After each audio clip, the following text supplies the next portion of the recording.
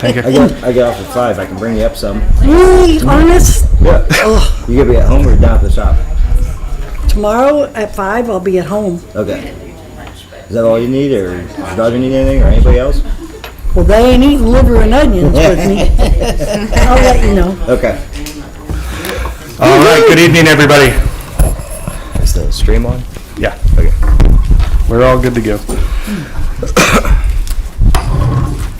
All right. Today is November 21st, 2023. It's 5:02 p.m. This is a special meeting of Barberton City Council pursuant to Council Rule 106. The special meeting of Barberton City Council. This meeting was called by Mayor Judge as a Community Foundation grant request discussion / workshop. Today, again, is Tuesday, November 21st, 2023, and I call this meeting to order at 5:02 p.m.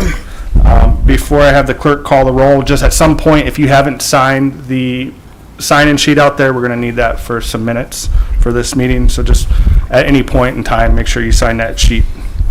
Clerk, please call the roll. President Greer. Present. Mr. Heidig. Here. Mrs. Thompson. Here. Mrs. Bailey is absent. Mrs. Angela is absent. Mr. Griffin.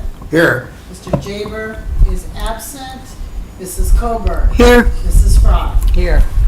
All right.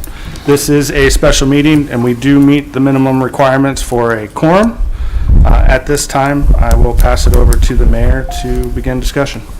Thank you very much, and thank you, council and department heads for being here. Council President, if I could get a copy of the sign-in sheet. Sure, absolutely.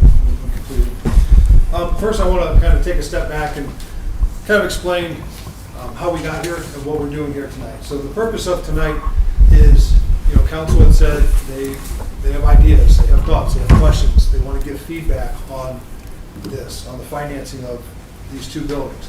So that's what this is for, to give you the ability and opportunity to give us feedback. I will take questions, I will take your feedback and your ideas to the next meeting we have on this and get you answers, right?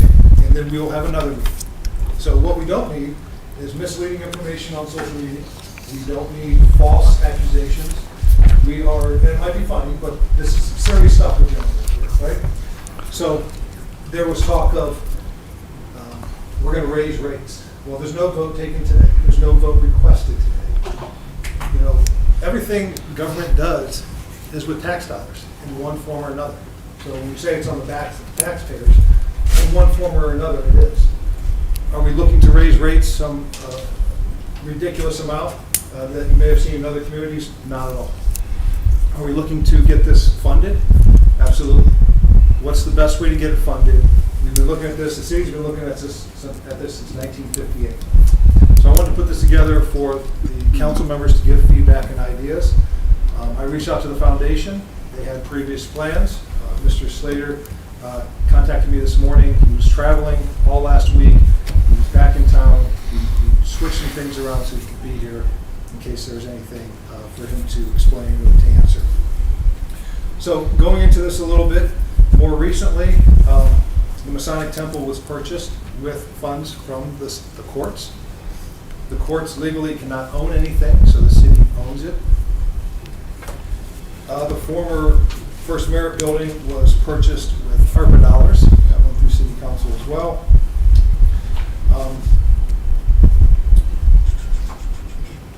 I wrote a letter to the Finance Committee here, dated September 11th, requesting a resolution to apply for a grant to the foundation at a minimum of $600,000 to give us wiggle room to negotiate so the foundation can play some part in this, right? The foundation, you heard several weeks ago from Mr. Harden, Mr. Slater, and Mr. Chisnell on some of the rules and regulations and laws that they have to abide by. So I wanted some wiggle room. That was amended here on council floor. That went for 3 readings, actually 7 weeks because of the 5th Monday. There was some discussion here. I did not receive too much communication from council. It didn't appear on Monday yesterday that you had received much over that time period. Went for a vote last week. So that failed by city council to apply for $1.6 million. We have worked on this with architects, we've done space analysis, we've done flow of employees and prisoners and judges and personnel and security factored into it. So we feel that we have a very doable plan. Over the years, we've applied to the state capital budget several times with bipartisan support here.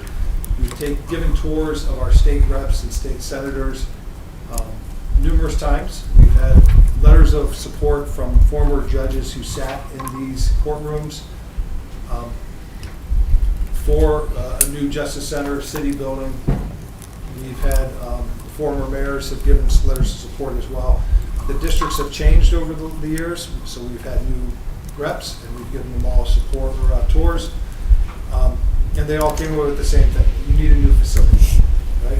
Whether that's safety, regarding safety, that's regarding ADA compliance, that's room, you need more room, you have more people, all of that, just the flow as well. So we've been turned down with the state capital budget every time we've applied. Several years ago, we applied to the United States Senate for internet and cabling. It was about $1 million, and it made it out of Senator Brown's office, but then didn't go anywhere from there. So we've been told not to apply for brick and mortar, and that's why we went for cabling, something specific, right?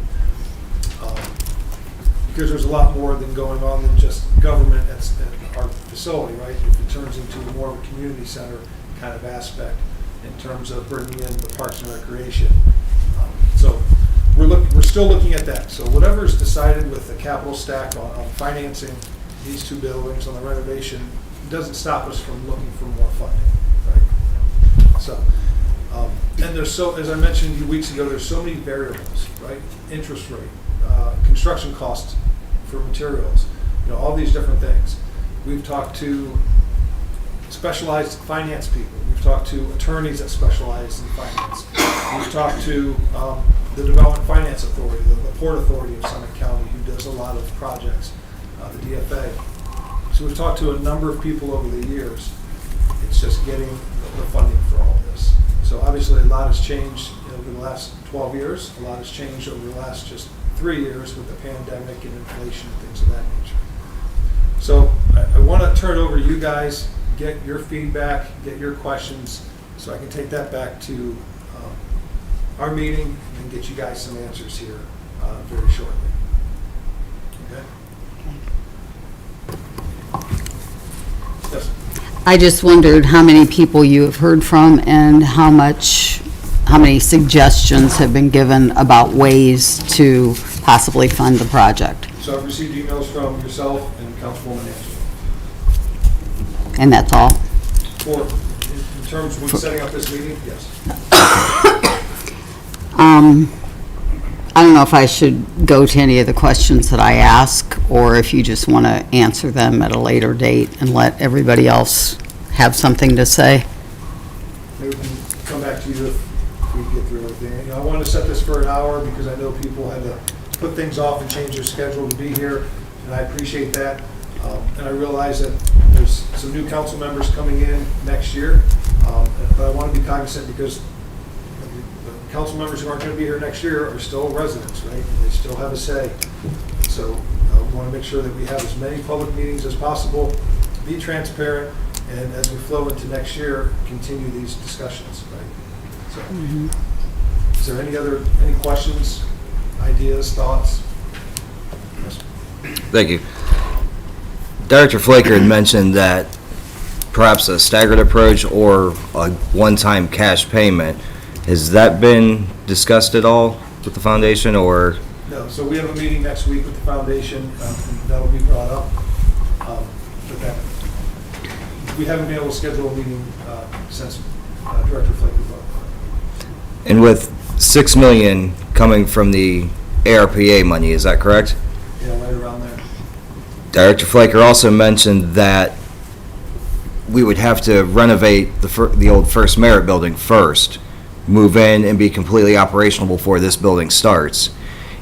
Is that a possibility to start with the $6 million and work with the foundation for the remainder so that it's not one big shoot or one big finance project, get that done, and then turn our heads to this. Is that a reality or a possibility? It could happen, but there's always cost associated with attorney's fees and setting up bonds, bond counsel and all that. So the more of a project you can put into one versus multiple bond issuance, the more money you save. But, I see what you're saying, trying to split it. So, but what happens if you only get money for one project, right? So you're tied into that, but you don't have money for the second project. And plus, it could be hundreds of thousands of dollars in additional fees to have two different issuances. It could happen, but.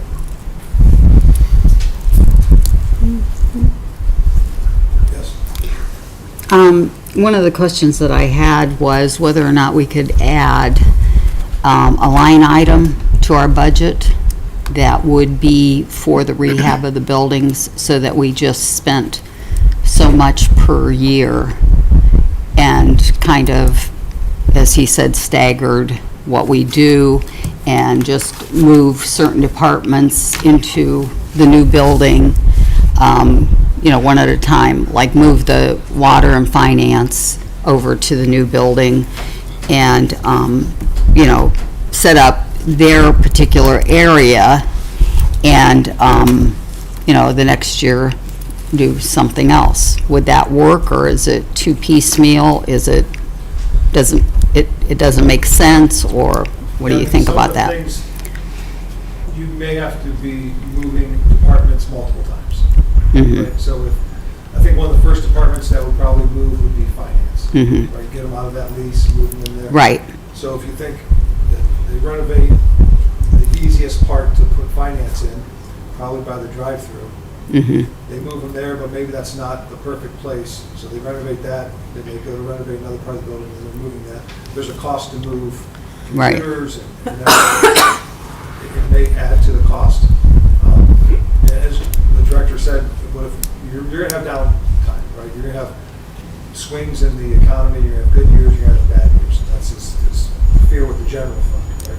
So what Right. happens if you're halfway through the project and you have a downturn in the economy, and now you can't make renovations? I mean, just look at the last 5 or 6 years what's happened, right? Right.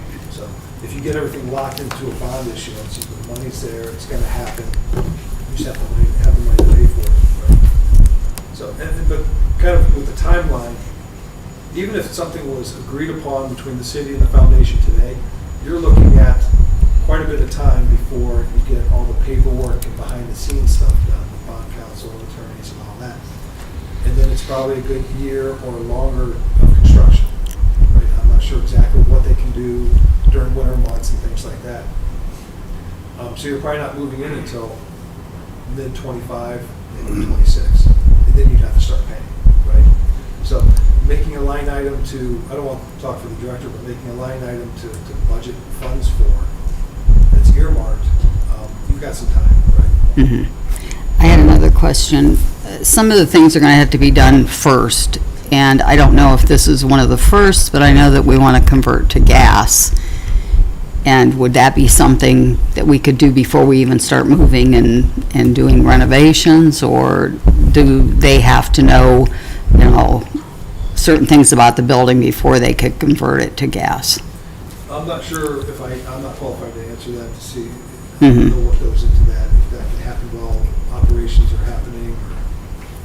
And I wanted to ask too about the internet service, I know that you were working on getting cable throughout the city, and I was wondering if that building were equipped with the service,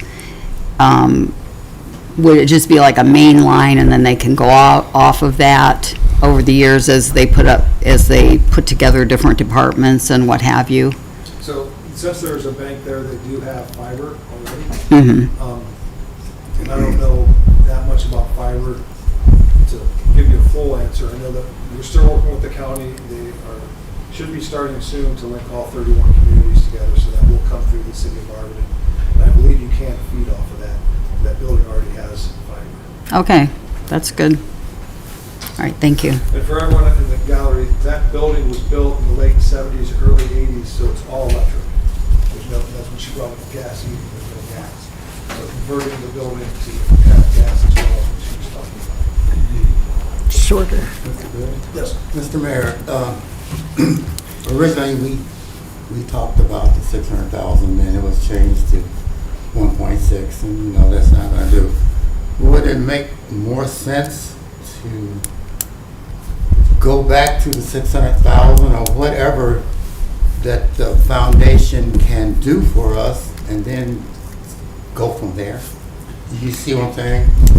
So even at $600,000, the foundation hasn't said that would Right, work. I understand. And they can't say that because they can't really discuss it or take a vote until there's a grant application. And obviously that has to come through here first. So Jason can talk more about that, but they can't commit to anything, right? And on their side, I don't want to talk for them, but they're tied to, their spending policy is tied to the market. So there's a downturn in the market that affects their spending ability, right? There's a huge upswing.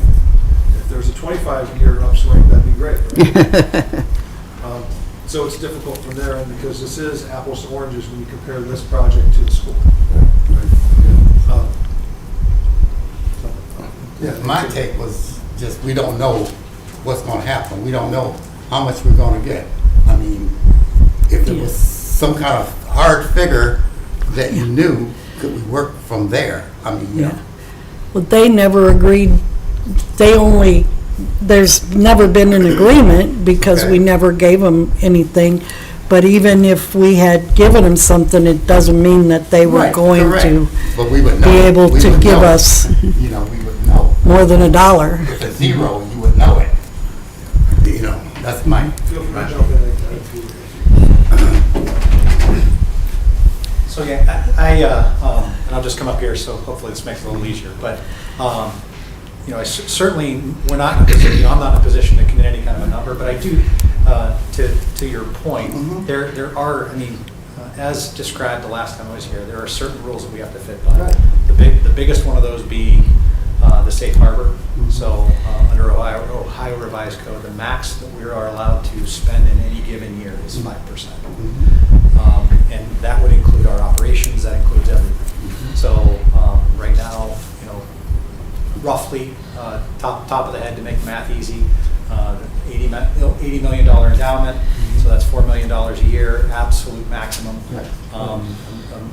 About $1 million in operating fees, so there's, at max, there would be $3 million. Now, we have been spending as a foundation 2.75% for the last 2 years, and that is what we've approved for our budget for 2024 because of where the endowment's at. The fact the endowment is underneath the original $86 million. So there's kind of what's allowed by law, and we have maximums there. And so we could get you the absolute maximum allowed by law. So that's one number. And then there's the number that is also the prudent practice of how we have to manage for the perpetuity of the foundation, and we can work through those things too. So yeah, we can work through math models to say what's allowed legally, and then there's what's allowed responsibly, from a fiduciary perspective, and then there's all the other realities that we got to pull into it. And then we do one clarification too, Mayor. The way our spending policy, it looks at a 20-quarter rolling average for the way our spending policy is applied. What's that mean? So single year ups and downs, our spending policy isn't directly impacted. We spread that over 5 years to smooth that, so we don't have a year where we're able to grant a lot and then a year where we're actually in a retraction period. So that's spread over 5 years to try and allow for like an even experience in how we manage the organization and how we can grant it to the community. So you said $3 million you'll give us tomorrow? Mr. President, I just came from work, so I didn't bring my iPad with me. I'm requesting permission to access Good to my go. phone there. So I do have a couple questions with the regulations. I just have to pull it up here. To do what? Yeah.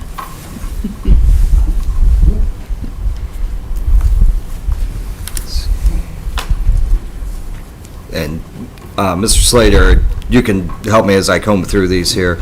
I seem to remember seeing in one section something about after the high school expense is paid, 10% instead of 5%. Am I correct in seeing that, or? So the clarification of that is, in our code of regulations, the 10% speaks to the foundation's willingness to take on long-term debt. So after sort of the experience and the learning that happened with financing the high school, and how it put us kind of in the position we're at today, where the corpus did not grow with inflation as it should have. That was put in place to protect the spending. So that 10% is about our, like the code of regulations and our spending policy, the way we spend as an organization and how we commit to long-term debt. The 5% is the max that can be spent in a year. That's kind of a separate topic that has to do with like an annualized spending rate versus what we put into the code of regulations, which is to protect that, protect the corpus from long-term debt in that fashion. So to that point, the way it's, the way the code of regs, different than the Ohio Revised Code, the way the code of regs is written, that again, if we're using the $80 million number, the most we can commit to is $8 million for long-term debt, according to code of regs. So we've got a 5% annual sort of stopper relative to Ohio Revised Code, and according to our code of regulations, we have a 10% overall for anything long-term debt. Does that help clarify the two sentences? So then, my question would be, going back to if we were to spend the $6 million up front, and as one person spoke on behalf of the foundation, said that they would have to book anything in the first year, that would be considered long-term debt, wouldn't it? If we committed to $8 million, Yes. yes. Okay, so, And the way that was addressed with the schools was that there was a tax levy that was passed as the backstop. And so the foundation didn't have to book it all because they voted on it every year. So it wasn't, although in concept they committed to it, there was no legally binding contract committing the foundation to make that debt payment. That was how that was navigated. I appreciate you making that Yeah, completely absolutely. clear there. Yeah, and that's part of it, like the mayor mentioned, that's part of what, the big difference between kind of the ask right now and what we've talked about today, and the way the foundation was founded, and the way that bond issue was sort of managed the first go-around with the schools. I wanted to ask you, where are you in the process of seating a new director? Because I know that's another issue that you don't really want to commit without having a new director on board. Yeah, we have our second round of interviews on Monday, Okay. and ideally, I hope we have a decision by Monday evening. Oh, great. All right, thank you very much. Yeah. And if they do, that person's set to start in January.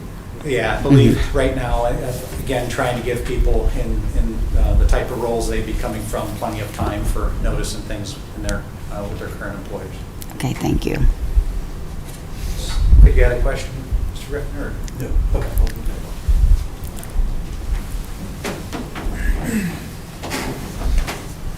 Mayor, I do have another one for you there. You mentioned, moving into there, you mentioned the word community center. And I don't know the first thing about this, but I know that a lot of Akron schools have not become schools, but have become CLCs, which made them eligible to unlock money from the state. Is that something that could be a possibility with the former First Merit building to somehow municipal building CLC? Again, I don't know the procedure for that, but that's just a thought that crossed my mind. As far as I'm aware, there's no separate funding for something like that. I feel that our chances are better if there's money allocated for a community center. Now, obviously, that wouldn't be for remodeling the entire building, right? But if you're moving the Parks Department over there, they have the senior center or active adult center, they have youth programs, there's community rooms there. So if we can renovate part of the building as the community center, then that offsets some of the total costs, right? And so that's kind of the way we're looking is to go to our state reps, even our federal reps, and say, hey, we're trying to do this. trying to cut costs. We're not building a new building, we're renovating, we're bringing in these other departments that are currently not housed here. And we want to make it a one-stop shop, which includes the active adult center and youth programs. Part of this is going to be a community center. So I think I feel our chances are better if we make that pitch. Right?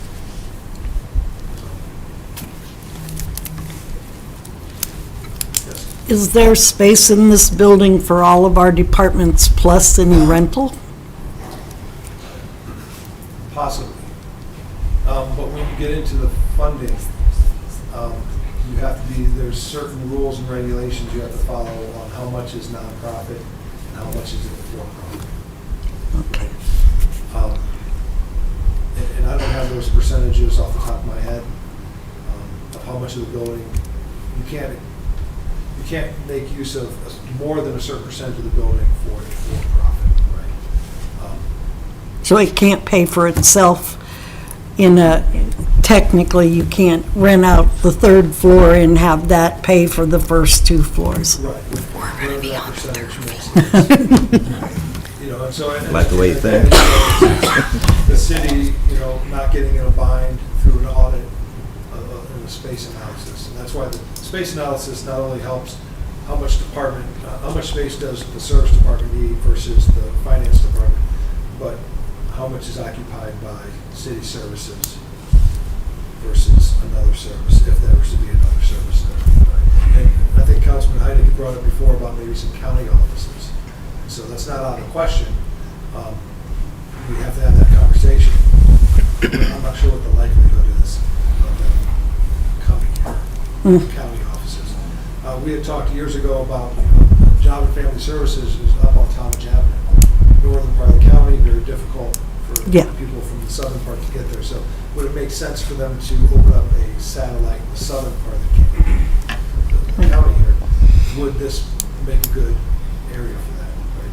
Barberton and that. So that would still be a nonprofit, so even though they'd be paying rent, it would just help to keep the gas and electric on.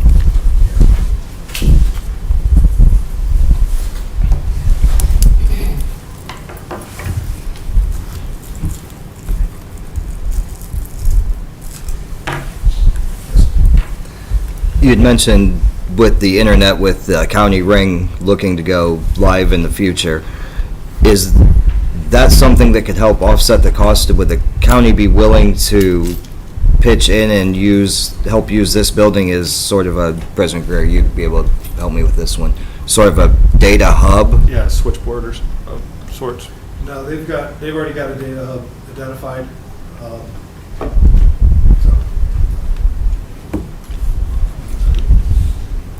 Plans may always change, right? And is it, in the plans there, let me ask this, is it cost effective and worth converting it to gas instead of keeping it all electric?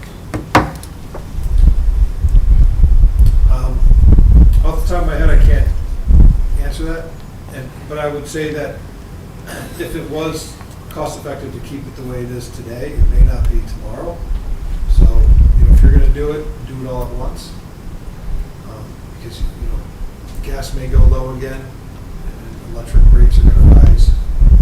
So, I think our aggregate here is good till mid of 25. So, and then who knows where it's going to go from there, right? So. Is the city subject to the aggregate program? Do we accept it, like here in the building too as well? Okay. So some of that depends on the level of electric needed. So when you hit a certain level, we no longer qualify. We have a few accounts that we negotiate their own rates once they hit a certain amount of electricity purchase. So.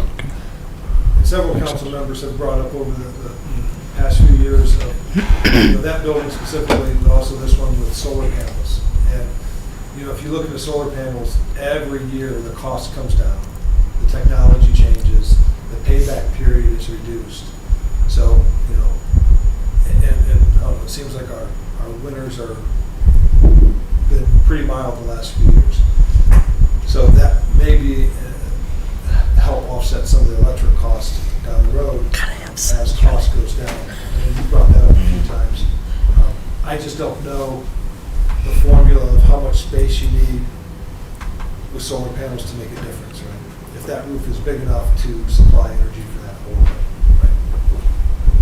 right? You need sunshine. One meter, 100 watt, so. It's kind of the general formula. So, and even the batteries that, hold the power today, and use it when it's not so sunny, those are getting better each year as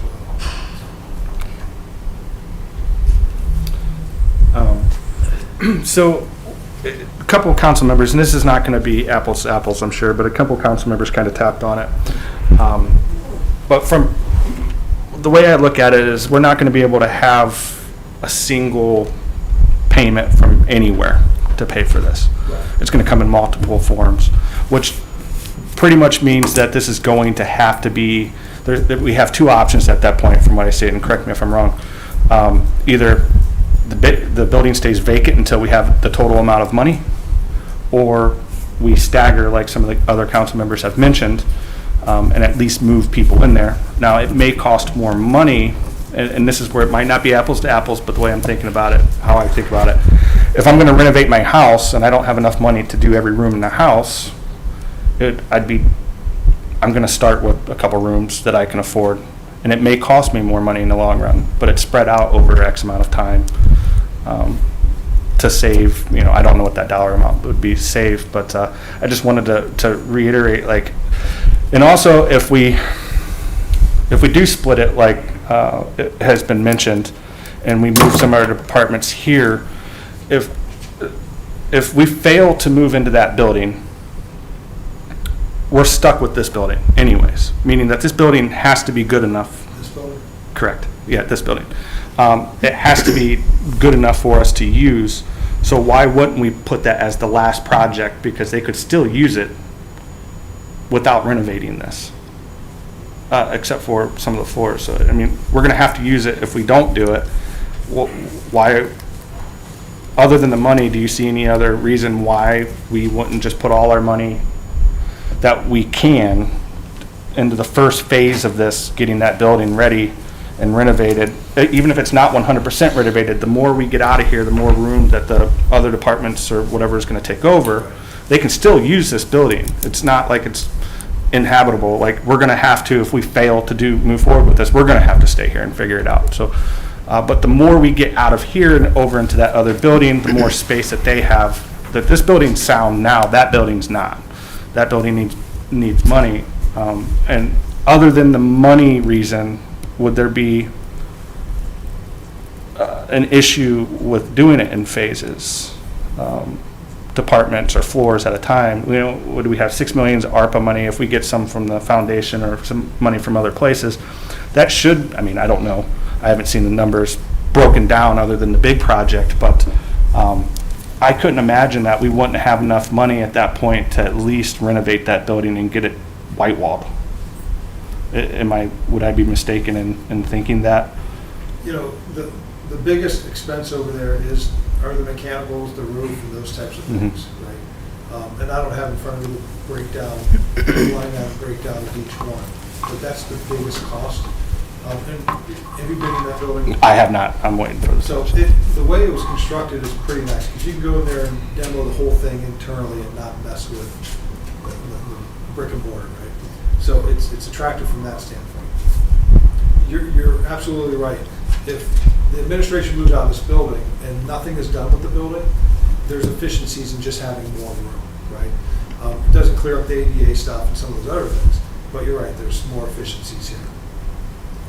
Putting more money into that building as a single project might work. I think the fear is, what's coming down the road throughout the world, right? The last 5 years is so I think the biggest expense over there is the mechanicals and getting it functional for use, and then making ongoing updates, and then how do those updates, what kind of interruption do those updates make for the day-to-day operations, right? So, one thing that we still have a lot of residents who use the drive-through for their utility maintenance. So that drive-through, I don't know the cost, but the drive-through's been taken out. I would imagine pretty easy to reinstall. I don't know the cost. But that's something that would have to be done, I'd say, on day one. But do you just eliminate that, right? More people are going to online bill pay, automatic bill pay, but we still have a lot of walk-in customers too, right? So, but it is easier to navigate to walk in. There's no steps, you're right there. So it's more, there's a lot of things to consider. The biggest expense and the biggest thing to consider is getting it functional with the mechanicals and the roof. To follow up with this, kind of just to retap on it, if we don't, at some point, this has to be a phased project, because the roof has to be fixed, it has to be done up, or we're gonna have a vacant building that's sitting there falling apart with leaks everywhere if we don't invest money up front anyways on this building. So that's, do we have plans on doing that now with what we have?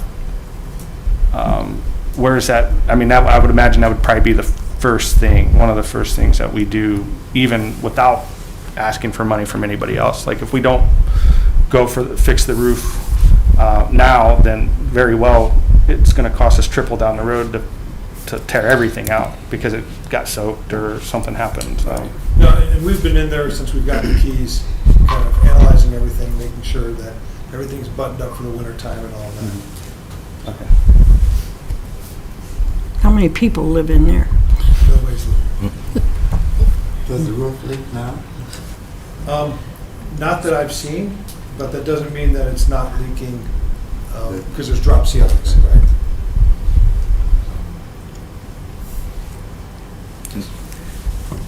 With a phased approach, if we were to attack that building first, over time, I do agree with you that splitting the projects would probably cost a little more, but is it something that, what's the project estimated now over 25 years, roughly 40 million?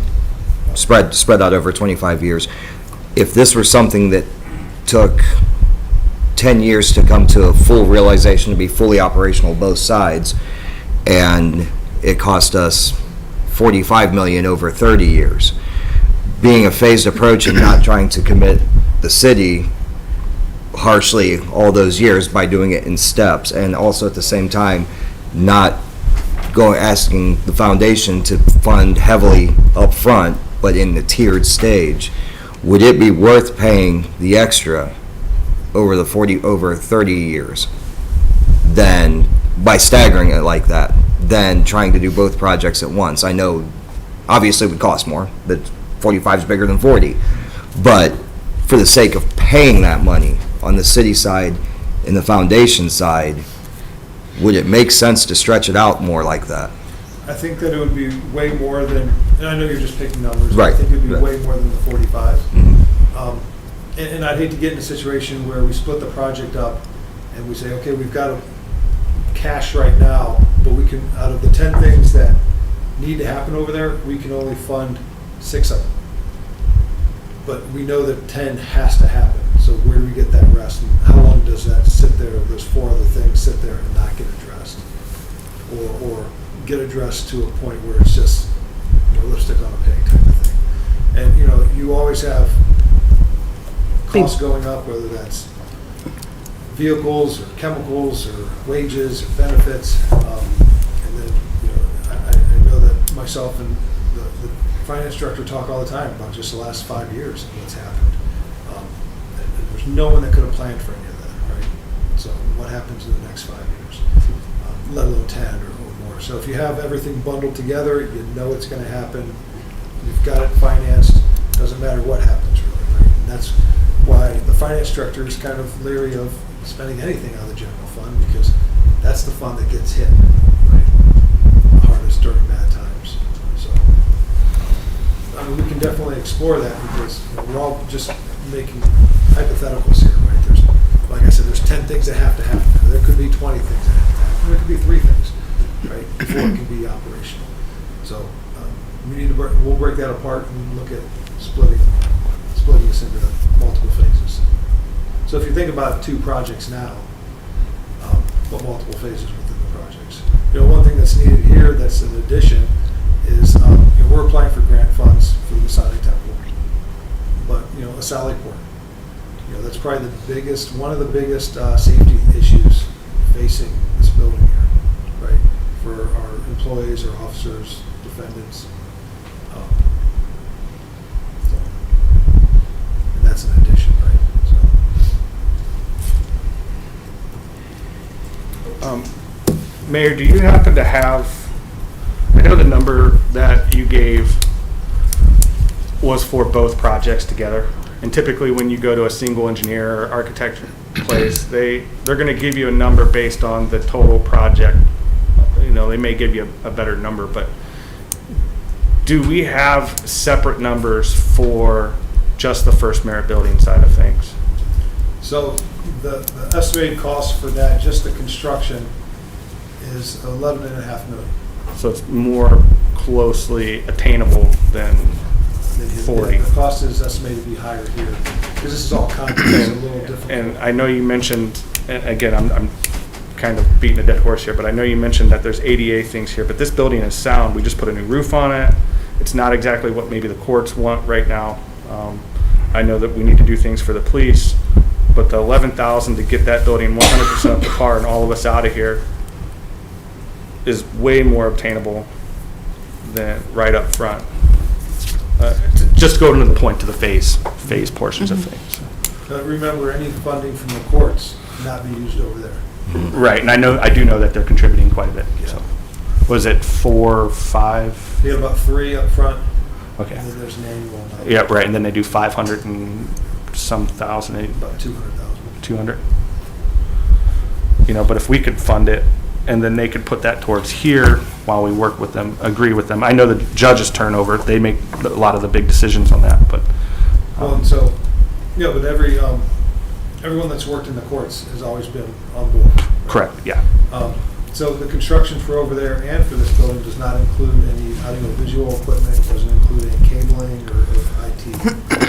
So that's kind of broken out separately. And that's something that, in my opinion, I would hope that we could go get grant funds for from the state or the feds, right? Because again, it's for city services, it's for court jurisdiction, not just the courts, but court jurisdiction. It's for safety of police, for a community center. So, but that's separate from the 11.5. So the courts have three-ish, and then we have 6 of ARPA. Roughly, yeah. So even without the court's money, we're halfway there just on the First Merit building, if we focus being on that. Okay.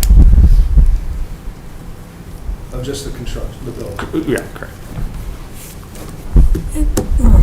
That's no maintenance of the building, correct? That's just reconstruction. Correct, yeah. You're probably looking at probably $1 million and maybe more on the wiring and infrastructure. Yeah, so, you know, I've got IT for the buildings, now this is both, around 700,000. Okay. And then, but cabling, about 600,000. Right? Then depending on, you know, audio-visual equipment, you know, what you want with that. You heard during council, they're trying to wire in this old building. It's tough.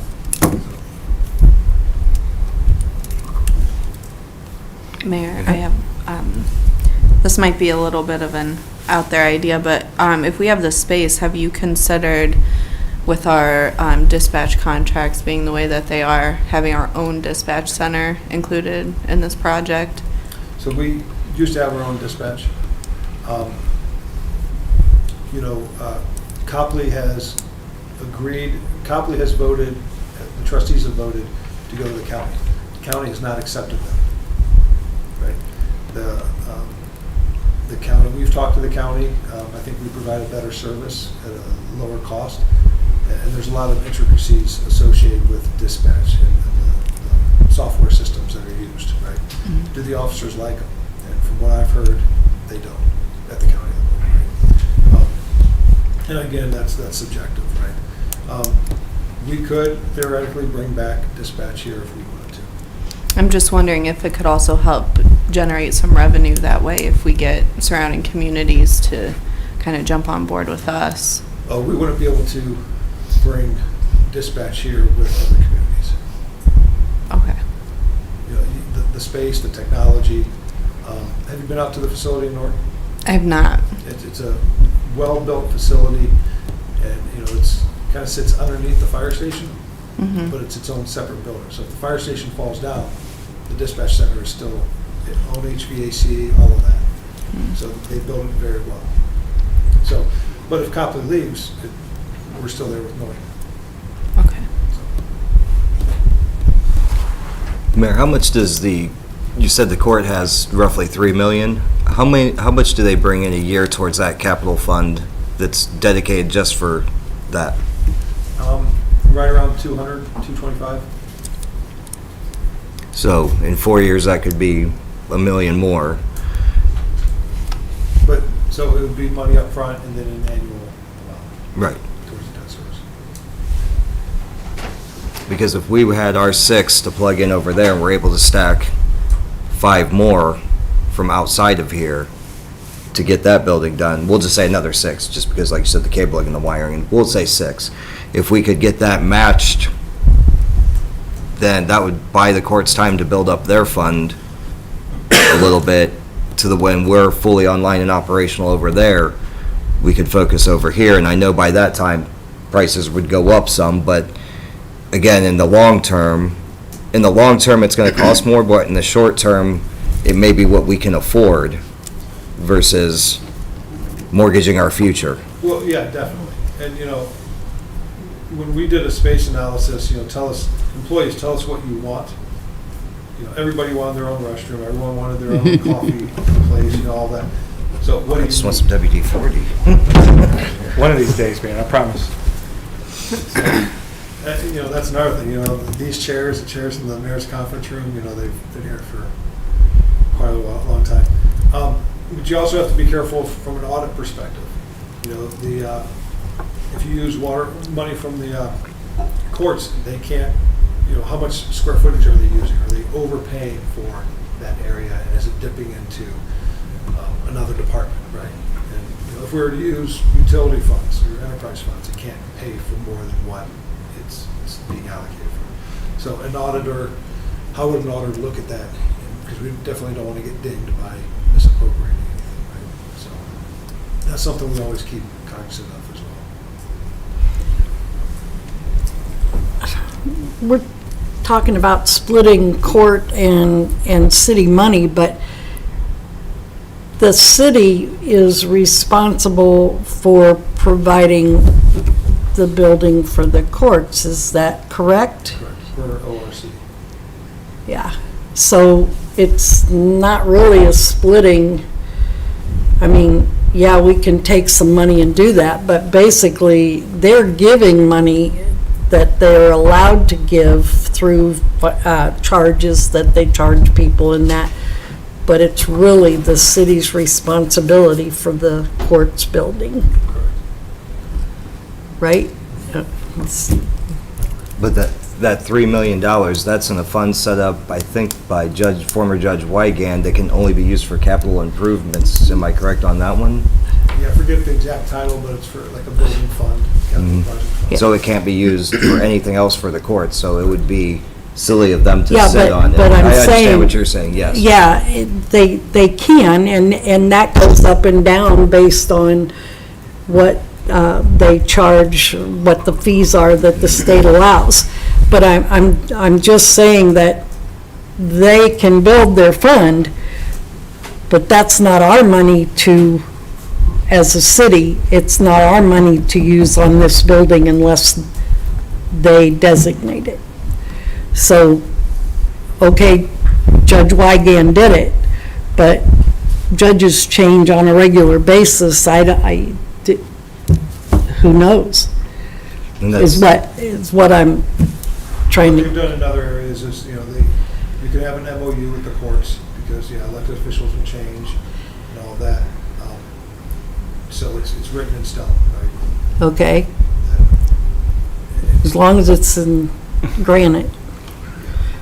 I mean, but it's our job, it's the city's job to take care of this building in the end. Is what, we can't just say this and this are separate, because they're not. both buildings belong to the city. In the end, both buildings are it's like, if you own two houses, you still got to take care of both houses. You've got to pay for the taxes, you've got to pay for keeping the utilities up and things like that. And that, we can't really split them. We can thank them for helping, but we can't really split them. I think it would be kind of daft of them not to have a fund that's solely dedicated to the building and then give the middle finger to the city and say, we're going to sit on that money forever, you do it. Well, they may not have to do that. They could, I'm not disagreeing there. If you look at what they did out in Stowe, they had to build a Taj Mahal, so, And that doesn't even house their police station. right. Yeah, and we're cognizant of that. We're all on the same page, so Judge Stevenson, Judge Yeah. Finney, Judge Wygan, when he was here, Croce, there's several I'm missing, Judge Macko, all on the same page. So we meet bi-weekly to talk about this. Start out at court security. If you remember, it's only been a few years, maybe more than 7 years that we've had security at the front door, right? It's come in handy quite a few times. So the times are changing, unfortunately. I hope we've come up with something to discuss. I mean, and that's the purpose of this, and this isn't going to be the only meeting with council. There is no easy decision. If there was an easy decision, I guarantee it would have been done by an administration years ago, right? They've been talking about this since '52. So we're closer now than ever before, right? Is it out of the question to look to a safety levy? No. I think one of the reasons that it went down before in front of the voters is, some things got kind of wonky with the Board of Elections and some wording. It had to come back to council a few times, so we're kind of late from that perspective. And then ordering material, signs and things like that was at the time, 6 weeks, and we didn't have that much time. And, for most people that don't use this building for courts or utilities or building or anything, they may not know some of the deficiencies, right?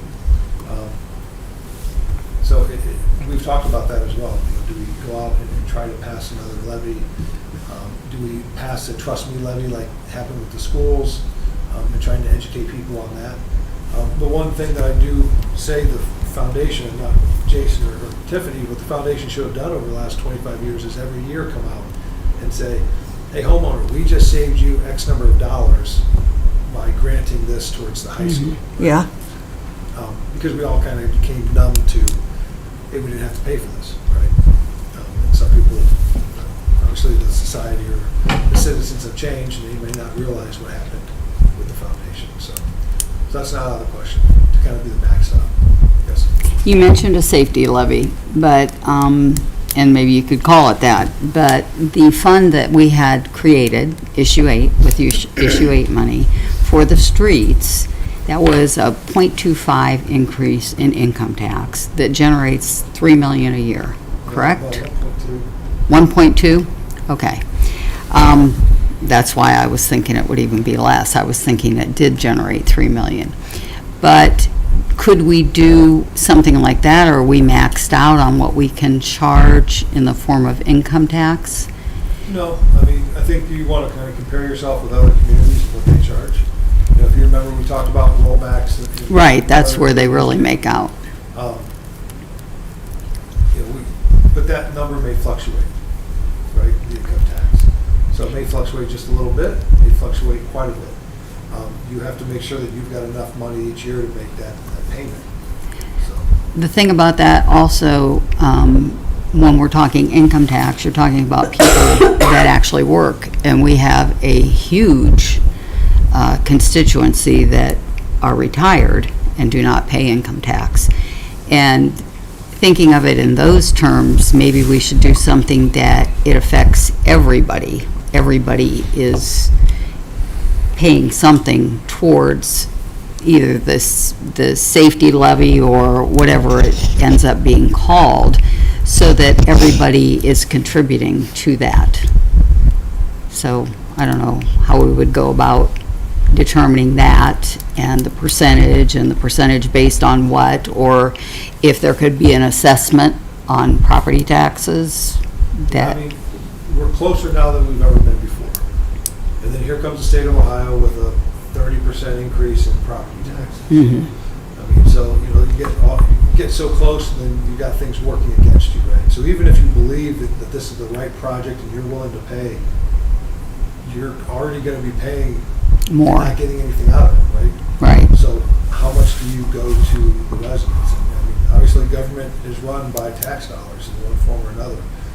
So how do you go, where's the fairness, right? And is it income taxes, is it property taxes, is it something else? And then we learned with the safety levy that the law changed. You know, when the fire department went, it goes on in perpetuity. Forever. Mm-hmm. For any capital levy now, safety, it only goes for 10 years. Then you have to renew. Well, that's not long enough for a bond issuance. Right. So, I have one question about the Merit Building. How's the basement? dry. Is that what you were gonna ask? Yeah. Elevator shaft? I didn't go in the shaft, but the elevator works. Fire department was over there, tested everything. But yeah, I was in the basement last week, I think. It did smell musty. Okay, good. Yeah. No black mold. The black mold. If I'm correct, when we proposed a 3-year, 3 mil levy on property taxes, that would have generated roughly 1 million. Am I remembering that correctly?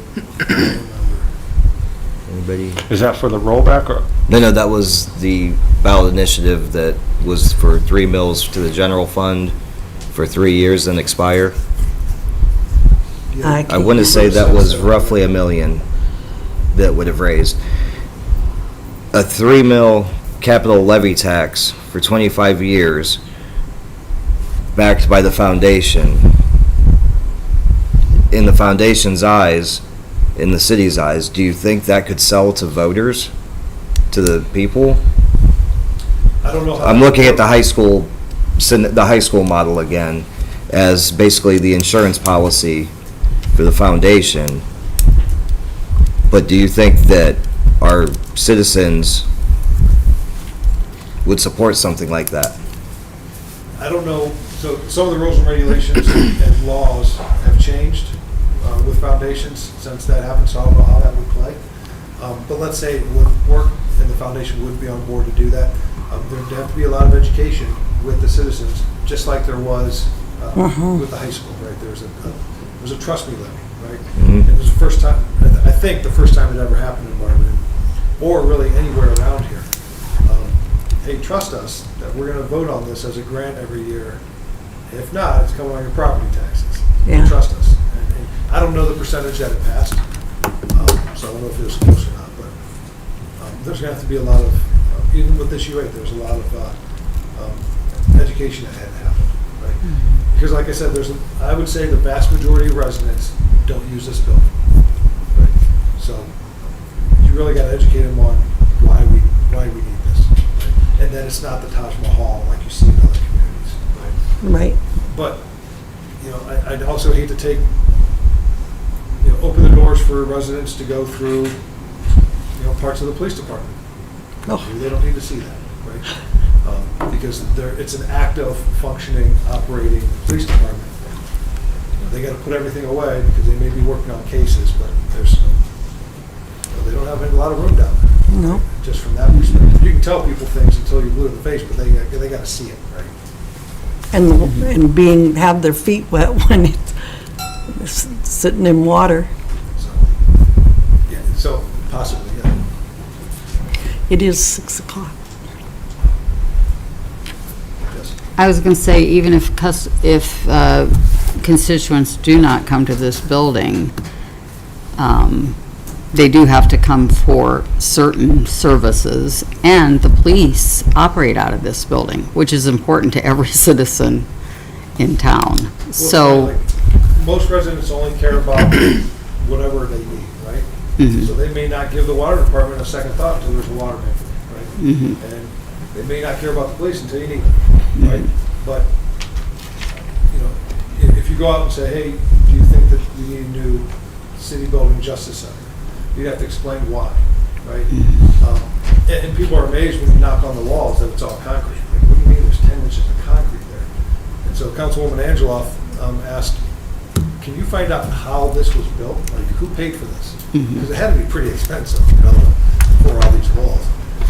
And I haven't had a chance to look into that, but we had more money back in the 50s. So I don't know if the city paid for it all by itself or if there was some other avenue, but I think it's just a lot of education with the residents, right? I called Ken Cox today. He might know. Right. Because I remembered Mrs. Angeloff's question, and Did you get a chance to talk to him?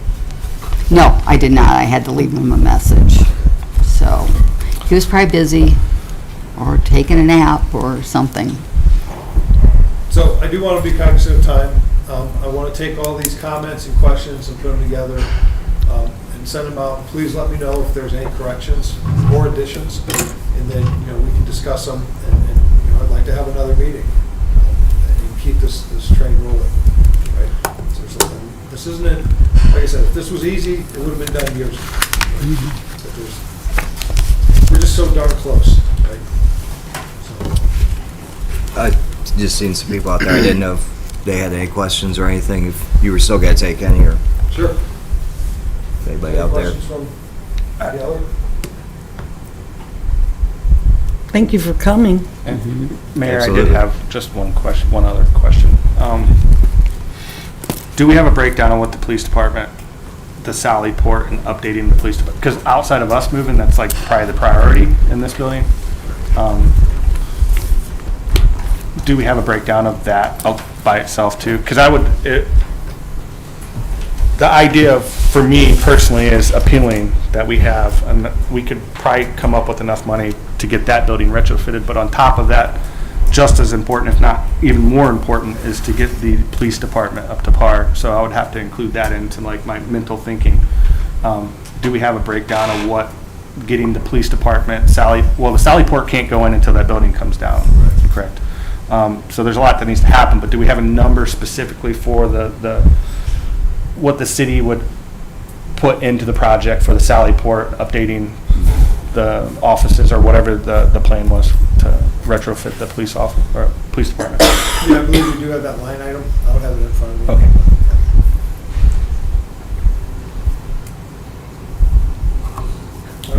I mean, this council during COVID met using card tables at the Y. We could use empty rooms at the First Merit Building and to help get us Yeah, I out. get it, yeah. Yeah, we did, when I was on council, we did the same thing over at the Wygan building for a few months. Right, because of that leak, I think. There's just 100 different ways of doing this, and they all take time. But Yeah, I mean, there's not too many council rooms that I've been in that are nice like this, right? They have nice benches, but it's usually a community room, you know, with folding chairs or, so, you know, that's where the kind of community aspect comes in. And I agree with you, the learning schools, the learning first. There's sometimes ways to get around buckets of money. So, well, let me put this together, send this out, and please make any corrections or additions, and we'll keep moving forward. Okay? Thank you. Thank you, Mayor. thank you, Mayor. Before I close out this meeting, I just want to reiterate, if you have not signed the visitor log outside that door, please do so before you leave. It's extremely important for our minutes. And with nothing further, the special meeting is adjourned at 6:06 PM. Thank you, Jason, for coming. Talk to my husband.